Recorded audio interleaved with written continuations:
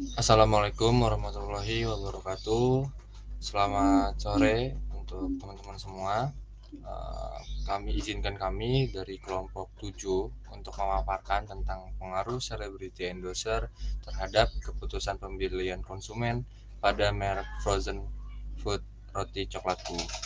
Dan sebelum uh, untuk lebih lanjutnya lagi, izinkan saya untuk memperkenalkan diri dan teman-teman saya terlebih dahulu, yaitu perkenalkan, nama saya Muhammad Dava dan rekan saya terdiri mulai dari Santi Septianingsi, Indi Putra Utami, Rizky Putri Wulandari, Fadilah Aprida, dan Ahmad Rizky Firaza. Pendahuluan, dan pada pendahuluan ini yaitu kita akan memasuki ke bab pertama, yaitu latar belakang.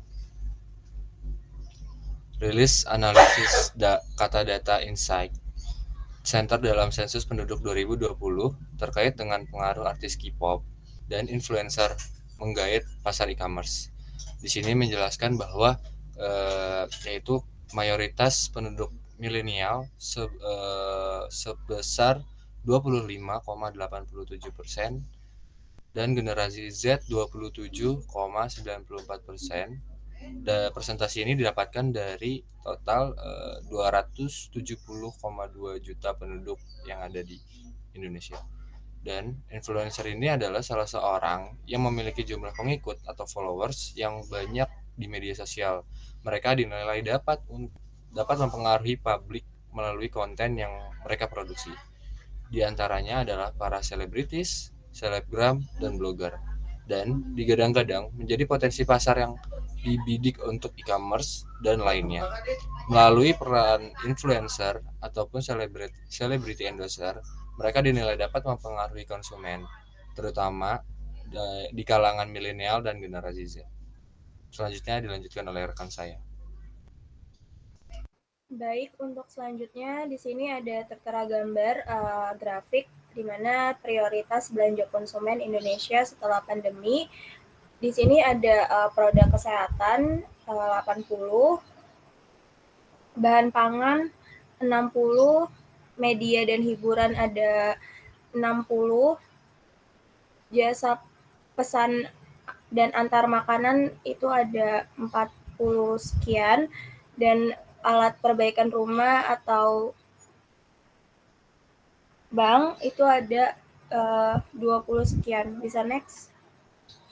Untuk selanjutnya, pada saat masa pandemi seperti sekarang, masyarakat cenderung lebih banyak menghabiskan waktu di rumah akibat kegiatan mereka yang dibatasi. Akibat kondisi tersebut, masyarakat pun sehari-harinya tidak terpisah dengan smartphone-nya. Maka dari itu, hal ini menimbulkan tingginya minat beli konsumen dalam belanja online, baik itu berupa makanan maupun produk-produk lainnya. Next. Celebrity endorser individu yang diakui oleh publik dan menggunakan pengakuan tersebut atas nama barang-barang konsumsi dengan tampil bersama dalam satu iklan. Carol 2009, selebriti biasanya memiliki penggemar yang dapat digunakan untuk menciptakan pasar. Para penggemar dapat memberikan informasi-informasi tentang kecocokan selebriti dengan produk dan sikap mereka terhadap produk tersebut sehingga dapat mengarah kepada identifikasi dampak selebriti terhadap citra produk. Belts 2003, bisa next. Untuk itu, saat ini banyak perusahaan yang menjual produk makanan yang tadinya hanya membuka offline store, kini juga membuka usahanya secara online. Meningkatkan permintaan terhadap produk makanan semenjak pandemi, ini yang membuat kebanyakan orang untuk order makanan secara online. Pada masa pandemi, berbagai upaya promosi dalam bentuk online pun banyak dilakukan oleh perusahaan untuk menarik minat calon konsumen. Next. Selanjutnya, keputusan pembelian merupakan proses panjang yang dimiliki konsumen dalam mempertimbangkan keinginannya terhadap produk atau merek yang berada di pasar.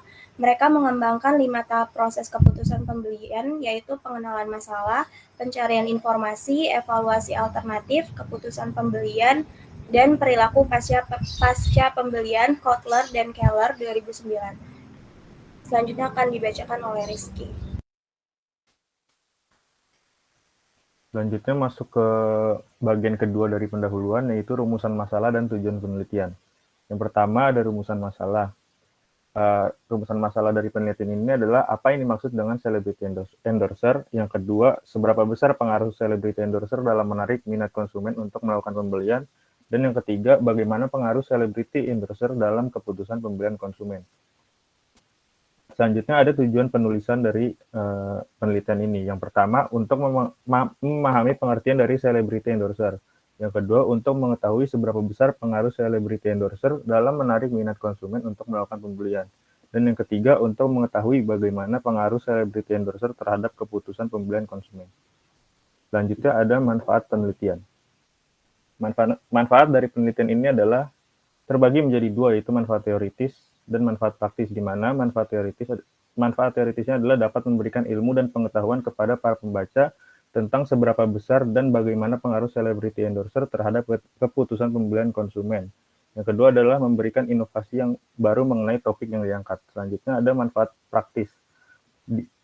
Dapat menjadi sarana yang bermanfaat dalam mengimplementasikan pengetahuan penulis tentang pengaruh celebrity endorser terhadap keputusan pembelian konsumen. Penelitian ini juga diharapkan dapat memberikan kontribusi dalam pengembangan teori untuk penelitian selanjutnya. Selanjutnya akan dijelaskan oleh rekan saya.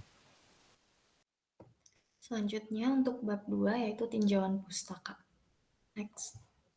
Yang pertama adalah landasan teori untuk variabel celebrity endorser. Yang pertama itu Suryadi tahun 2006, kemudian Shim tahun 2003, dan Son Walker et al. Tahun 2011. Dan untuk variabel keputusan pembelian, yang pertama ada Bukhari Alma tahun 2013, kemudian Kotler and Keller 2009, dan Ciptono tahun 2012. Yang kedua ada penelitian terdahulu. Yang pertama ada Alivia Sarah Mardiani dan Aditya Wardana SE MSI MM tahun 2018. Kemudian ada Neng Wiliana, Nining Purnaningsih, dan Nadia Hervina Muksin tahun 2020. Kemudian Lutgar Distea Pretilyasari Siregar 2018. Mukhlikhul Ulayanis Arislika N. Rahmana dan M. Hufron tahun 2019. Kris Wardana Bayu Dewa 2018. Suci Sandi Wahyuni dan Trikuntoro Priyambodo 2020, Rendika Nugraha Kunti Kusuma Wardani dan Vinda Oktaviani 2018, dan Jacob Senje 2017, kemudian Vindi Ruzika Audini Siregar, Isventi Sadalia dan Baby Karina Tauzia Sembiring 2019, dan yang terakhir Felicia Wang dan Evo Sampetwa Haryanja 2016. Next. Selanjutnya untuk model penelitian dan hipotesis akan dipaparkan oleh teman saya. Oke, selanjutnya ada model penelitiannya. Di sini terlihat gambar ada celebrity endorser di mana X1 dan keputusan pembeliannya Y, di mana H1 merupakan diduga celebrity endorser memiliki pengaruh positif terhadap keputusan pembelian produk Y. Boleh next. Lalu ada populasi dan sampel. Boleh next. Populasi di sini, populasi dalam penelitian ini adalah seluruh konsumen roti coklatku. Lalu sampelnya, dalam mengambil sampel dari populasi, peneliti menggunakan teknik purposive sampling. Next. Teknik pengumpulan data. Boleh next. Nah, ini pengumpulan datanya di mana yang pertama jenis datanya ada data kuantitatif, lalu sumber datanya yang merupakan data primer, dan metode pengumpulan datanya oleh kuesioner. Next. Selanjutnya akan dijelaskan oleh teman saya. Kita masuk ke pembahasan selanjutnya yaitu teknik analisis data. Boleh di next. Analisis deskriptif. Analisis deskriptif ini menggunakan analisis indeks untuk menjelaskan mengenai persepsi dari responden mengenai item-item pertanyaan yang disajikan. Untuk analisis inferensial sendiri adalah alat analisis yang digunakan secara statistical product and service solution, yaitu SPSS, di mana uji yang digunakan adalah uji validitas, uji reliabilitas, uji asumsi klasik, dan uji analisis linear berganda. Untuk uji hipotesis sendiri menggunakan uji koefisien regresi secara parsial atau uji T, uji koefisien regresi secara simultan yang dikenal juga uji F, dan juga koefisien determinasi atau R2. Boleh di next. Segitu saja pemaparan atas penelitian yang sudah kelompok 7 lakukan selama ini. Kurang lebihnya mohon maaf. Wassalamualaikum warahmatullahi wabarakatuh.